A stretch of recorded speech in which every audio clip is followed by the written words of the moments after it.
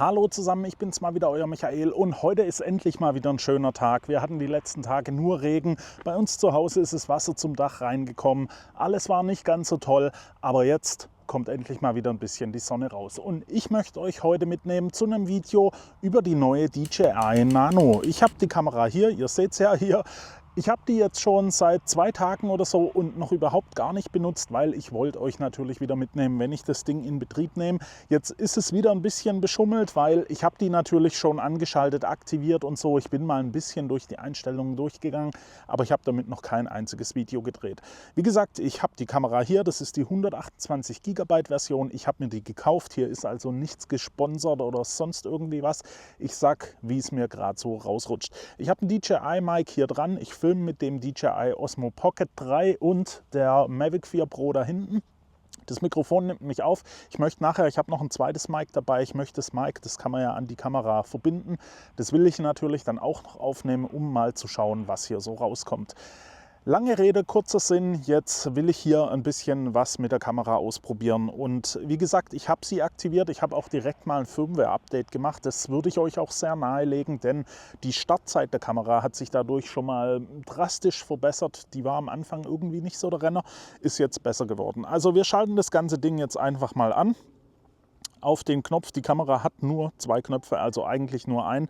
Das Kameramodul selber hat einen roten Aufnahmeknopf und der Monitor bzw. der Batteriemonitor, wie auch immer man das nennen will, hat auch einen Aufnahmeknopf. Und ja, wir haben jetzt hier das Ganze so. Ihr seht, das ist zweigeteilt und wenn man das wegmacht, hat man trotzdem noch das Bild von der Kamera auf dem Bildschirm.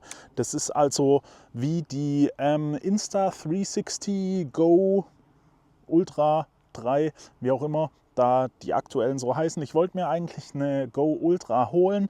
Dann wurde die hier angekündigt. Die hier war drastisch günstiger. Ich glaube 309 € in der 128 GB Version. Und da das Ganze natürlich mit dem DJI Mic harmoniert, habe ich mir gedacht, werde ich erstmal hier zuschlagen. Jetzt haben wir hier den kleinen Bildschirm, der ist jetzt nicht allzu groß, aber das ist natürlich auch toll, weil es soll ja natürlich auch alles ein bisschen kompakt sein. Und ich würde jetzt hier einfach direkt mal auf Aufnahme drücken. Wische nach unten, um die Zeitdauer bis zum Ausschalten des Bildschirms einzustellen. Okay, wir haben jetzt hier mal die Aufnahme. Ihr dürftet mich jetzt sehen. Wir können ja auch gleich mal umschalten, wie das Bild von der Kamera dann so aussieht. Ich zeige euch gerade, ich erkläre euch gerade, was ich hier habe. 4K 30. Ich nehme im 4:3 Format auf, einfach, dass ich es nachher noch ein bisschen ja, besser croppen kann. Und ich mache sie jetzt gerade einfach mal weg. So, dann könnt ihr mich hier nämlich mal so ein bisschen sehen. Ich hebe die hier jetzt einfach mal direkt in der Hand. Ich habe die ganzen Halter und so aber auch mit dabei. Und wir sehen erstmal, ich halte die Kamera schief. Ja, okay. Also das sieht schon mal von der Verzögerung her. Ich kann euch ja mal hier das Bild zeigen. Vielleicht seht ihr das dann, wie das verzögert. Also das ist schon wirklich beeindruckend, wie cool das ist. Es spielt natürlich auch keine Rolle. Ich kann es natürlich auch so rum einfach draufklipsen. Dann sehe ich mich ja jetzt hier auch, wenn ich hier vlog. Es geht erstmal darum, so ein bisschen die Kamera auszuprobieren. Ich möchte euch natürlich die Bildqualität rüberbringen, wie das Ganze so aussieht. Und ihr seht es ja hier, wir haben da oben jetzt die Sonne hinter den Wolken. Also eigentlich ideales Wetter. Zu dunkel. Die Kamera dürfte von der Bildqualität erstmal wirklich zeigen, was sie kann. Ich habe auch schon das Farbprofil umgestellt. Ich nehme schon in 10-Bit Farbe auf und das Ganze auch noch im D-Log M. Da sollte jetzt also die größte Bildqualität rauskommen. Ich glaube, hier sind ein paar Fliegen unterwegs, irgendwas nervt mich. Egal. 1 Stunde, 1 Minute 38 nehme ich hier jetzt schon auf. Und ja, ich habe, wie gesagt, hier den Halter dabei. Ich habe hier 2 Halter. Wir haben einmal den Halter für die Cappy vorne dran, den können wir jetzt gleich mal noch verwenden. Und einmal dieses, ja, zum Umhängen, die Kette mit dem magnetischen Verschluss. Und ich würde jetzt gerade mal sagen, wir probieren doch einfach mal den Cappy-Halter aus, weil ihr seht ja, ich habe eine Cappy auf. Den kann man theoretisch einfach hier vorne dran machen. Einfach so. Uns wäre natürlich schlau gewesen. Der Bildschirm ist jetzt nach 2 Minuten 10 Sekunden umgestiegen auf, er zeigt nur noch die Zeit an und kein Vorschaubild. Wenn ich den jetzt antippe, kriege ich da vielleicht, ja, ich kriege auch wieder eine Vorschau, weil ich möchte jetzt natürlich auch sehen, wie ich das Ganze hier oben befestige. Und ich sehe mich da auf dem kleinen Osmo. Das ist ja magnetisch und es ist jetzt auch schon eingerastet. Und jetzt seht ihr hier, ich sehe ja hier das Bild jetzt. Wir können das mal einstellen. So, jetzt haben wir hier natürlich ein First-Person-View aus der Kamera an der Mütze. Und da bin ich jetzt echt mal gespannt, wie das so aussieht, wenn ich hier jetzt laufe. Ihr seht ja hier mein Bild auch immer. Hier sind die Arme. Also wenn ich hier so runter gehe, so dürftet ihr das Ganze noch sehen. Stabilisierung habe ich, glaube ich, die Standardstabilisierung noch an. Also das ist schon cool. Ich glaube, die Mavic müsste mich auch verfolgen. Die steht, glaube ich, auf Spotlight. Ich bin natürlich gespannt, wie das jetzt hier oben an der Mütze so aussieht. Was ihr jetzt gerade nicht seht, beziehungsweise wenn ich jetzt zurückkomme, werdet ihr das wahrscheinlich sehen. Das Ganze ist schon relativ groß. Ich merke das hier oben jetzt auch an der Mütze. Das zieht hier ein bisschen runter. Aber es geht noch. Also ich könnte mir da sehr gut vorstellen, hier irgendwelche Videos mit POV-Aufnahmen zu machen. Also das sieht schon mal sehr gut aus. Ich habe jetzt, wie gesagt, hier noch diesen kleinen Anhänger und den möchte ich jetzt auch noch ausprobieren. Den hänge ich mir jetzt einfach mal um. Der lässt sich verstellen. Das ist sehr gut, weil dann kann ich das Ganze auch mal meiner kleinen Tochter umhängen. Und ihr seht es hier, ich lasse den jetzt einfach mal draußen. Ihr könnt den ja nachher auch unterm Pullover oder unterm T-Shirt tragen und dann sollte das da besser aussehen. Das Ganze ist jetzt hier fest und ihr seht's, das ist geklipst. So, mal schauen, keine Fingerabdrücke drauf. Hier oben ist es festgeklippt. Also ihr habt hier ja diesen Schnellverbinder, der da auch wirklich noch sehr fest dran ist. Hier wird das Ganze jetzt magnetisch befestigt. Und jetzt haben wir das Ganze hier vorne dran. Und wir sehen wieder die Ansicht POV, nur wir haben jetzt meine Arme so ein bisschen mehr im Bild. Was natürlich auch nicht schlecht ist, weil wenn ich jetzt was auf der Höhe machen will, vielleicht in der Küche arbeiten oder ein Unboxing oder so. Ich mache mal hier diesen Halter wieder weg. Den schmeiße ich hier mal kurz rein. Dann seht ihr ja, das sieht schon gut aus.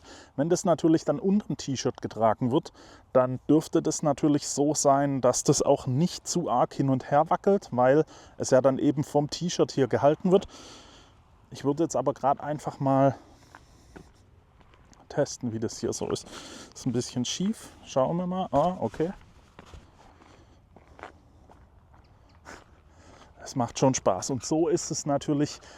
Wenn ihr das jetzt auch hier seht, ihr habt hier so ein bisschen zwar die Kamera dran, da lässt sich das DJI, ich denke, das werde ich noch ein bisschen schwarz anmalen, damit es einfach nicht so auffällig ist und dann kann man damit auch mal so ein bisschen durch die Gegend laufen und irgendwie mal was aufnehmen. Also wir haben jetzt wie gesagt 4K 30 und ich kann ja mal auf das Audio umstellen von der Kamera, die ich jetzt gerade habe. Ich gehe davon aus, das Audio wird direkt an der Kamera aufgenommen. Und dann könnt ihr natürlich mal hören, wie sich das im Vergleich zum DJI-Mic so anhört. Das DJI-Mic, klar, mit 32-Bit-Float, da wird die Audioqualität, gehe ich mal davon aus, schon sehr viel besser sein. Aber wir können ja natürlich mal testen. Ich habe ja jetzt ein bisschen geredet. Ich blende euch das natürlich ein, wenn ich das interne Mikrofon da auch verwende. Ich weiß nicht, ob ihr es da hinten seht. Da ist die Mavic und da kommen schon wieder die nächsten Wolken. Hier, ich kann das Ganze ja hier betrachten, also hier. Da kommt wohl schon die nächste Regenfront, aber ich wollte das Video jetzt natürlich für euch mal so ein bisschen fertig machen. 9 Minuten haben wir hier schon, also das sieht schon gut aus. Jetzt ist der Bildschirm hier wieder auf die Zeit umgesprungen. Ihr könnt es vielleicht sogar hier sehen. Wenn nicht, zeige ich euch es hier mal kurz. Wenn der richtig fokussiert, dürfte er so wahrscheinlich funktionieren. Und ja, ich habe mir die Nano eigentlich geholt, weil ich sie wirklich an der Mütze oder eben vor mir tragen wollte, damit das Ganze nicht so auffällig ist, wenn ich mal was mache, wenn ich vielleicht durchs Haus laufe oder irgendwie was zusammenbaue, eben in dieser Ansicht hier. Und da ist es für 309 € mit der 128 GB Version natürlich schon echt ordentlich. Jetzt will ich hier mal noch kurz was testen. Wir haben jetzt hier die Aufnahme, die werde ich jetzt wahrscheinlich auch von hier stoppen können. 1A. Das funktioniert sehr gut. Das wird auch audiomäßig bestätigt. Und jetzt schauen wir einfach mal von unten nach oben Auflösung 4K und 50 FPS. 4K 16:9.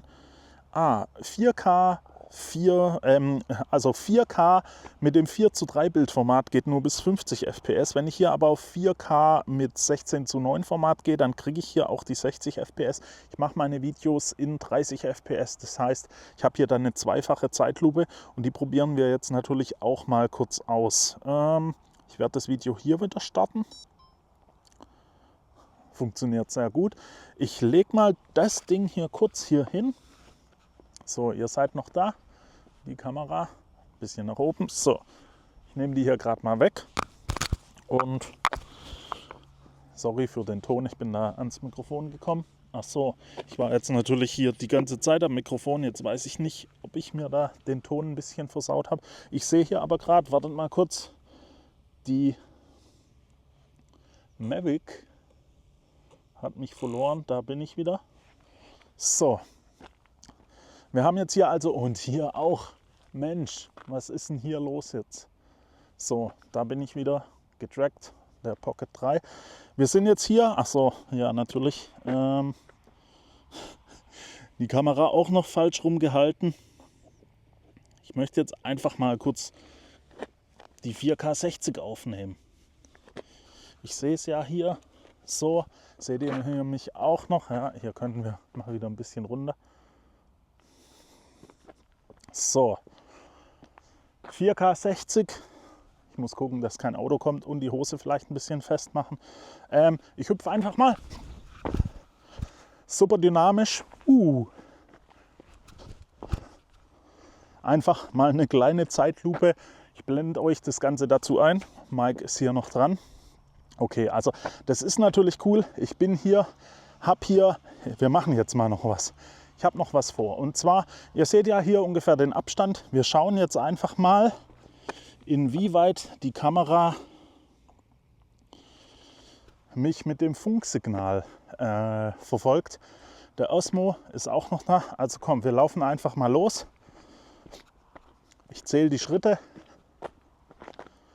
1, 2, 3, 4, 6, 7, 8, 9, 10, 11, 12, 14, 15, 16, 17, 19, 20, 21, 22, 23.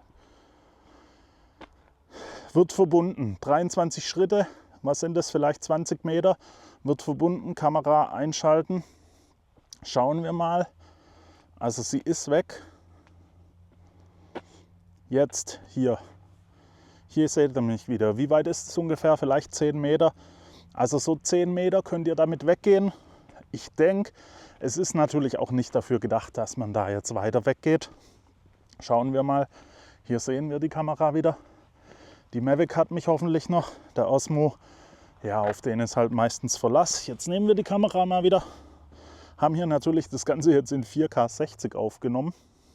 Okay, aber auf diesem kleinen Bildschirm zumindest sieht es schon mal wirklich sehr gut aus. Jetzt machen wir mal noch einen Vergleich, wie das Ganze bildqualitätsmäßig gegen den Osmo Pocket 3 aussieht. Der Osmo Pocket hat ja einen 1 Zoll Sensor, der ist also ein Tick größer. Wir stellen hier die Auflösung wieder um.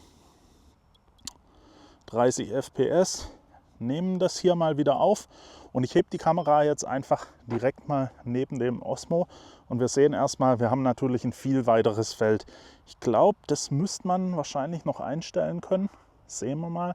Also ihr habt jetzt hier einfach mal direkt einen Vergleich. Natürlich mit dem Arm jetzt hier vielleicht nicht so ideal, aber ich habe jetzt hier gerade, ihr seht es hier vielleicht, ich habe nicht wirklich eine Möglichkeit, den abzustellen. Aber wir gucken einfach mal so grob die Bildqualität an.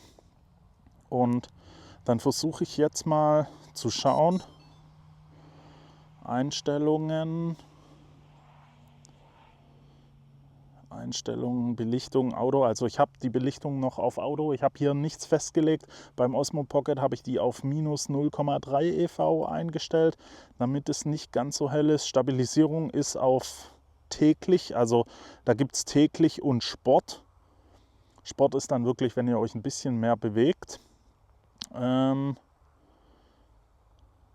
Modus, ja, Bildanpassung 0,0. Was ist hier noch? Achso, ja, einfach das Mic. Schauen wir mal. Ah, genau. Ich kann ja hier auch mal in den Modus 16:9 gehen, 4K 16:9, 30 FPS. Genau, was ich noch vergessen hatte, ihr könnt die Bitrate einstellen. Die Bitrate habe ich auch von Standard auf hoch gestellt. Jetzt haben wir hier die 16:9, mal schauen, wie das Ganze, jetzt sieht es schon mehr vergleichbar aus natürlich.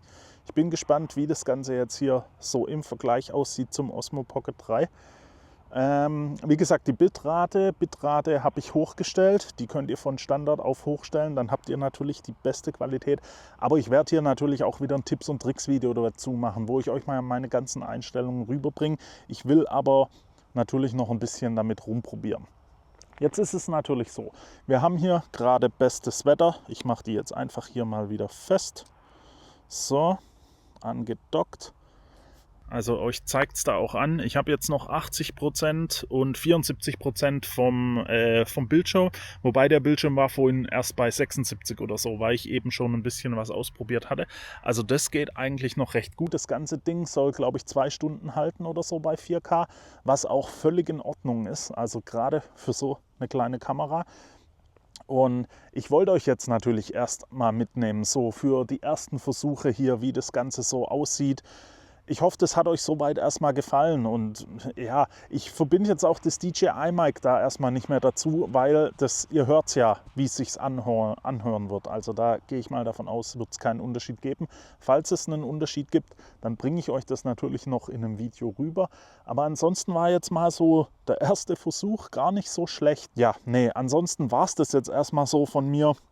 Von der Bedienung her und so, was ihr da machen könnt. Ihr könnt, wenn ihr von oben nach unten swipet, dann könnt ihr hier einstellen, dass die Kamera sich nach 2 Minuten den Bildschirm deaktiviert, was fürs Einrichten und so ja völlig in Ordnung ist. Also das dürfte völlig ohne Probleme laufen. Okay, ich würde sagen, wir beenden das Video jetzt hier erstmal. Ich hoffe, euch hat es so ein bisschen gefallen, mal einfach Rohbilder zu sehen, ohne irgendwie große Bearbeitung, so fürs erste Mal. Und dann bin ich mal wirklich gespannt, was sich da noch so rausholen lässt. Wenn es euch gefallen hat, lasst mir doch einfach ein Like da, abonniert den Kanal für weitere Videos. Es werden sehr viele Videos noch folgen. Wenn ihr Fragen oder Anregungen habt, schreibt die einfach in die Kommentare und dann hoffe ich, sehen wir uns beim nächsten Mal wieder. Bis dahin wünsche ich euch eine gute Zeit. Ciao.